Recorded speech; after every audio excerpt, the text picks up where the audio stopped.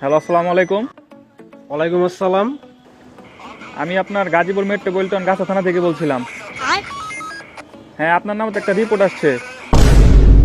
Sir sir আমি তো কিছু করি না স্যার। স্যার আমি তো স্যার স্টুডেন্ট স্যার।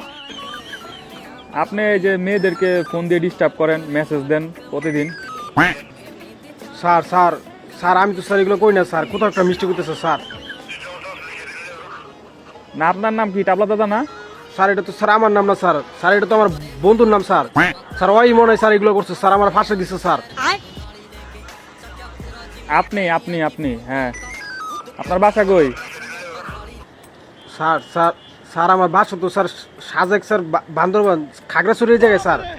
হারিগেন না? স্যার জি স্যার হারিগানি স্যার, বাট আমি স্যার ঘুরতে আসছি স্যার সাজেকে স্যার। হ্যাঁ, আপনি আপনি এখন আপনার বাসায় কি জানে যে আপনি মেয়েদেরকে এই যে বিরক্ত করেন? না, আমি কিন্তু এখনই সোর্স পাঠিয়ে দিব। আপনার সম্পূর্ণ অ্যাড্রেস আমার জানা আছে।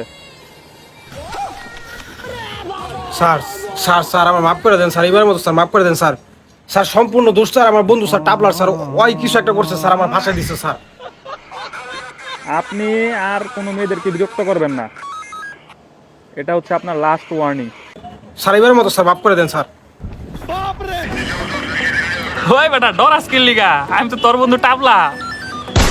আরে বেটা এটা আবার নতুন সিম, ফাইজলামি করলাম।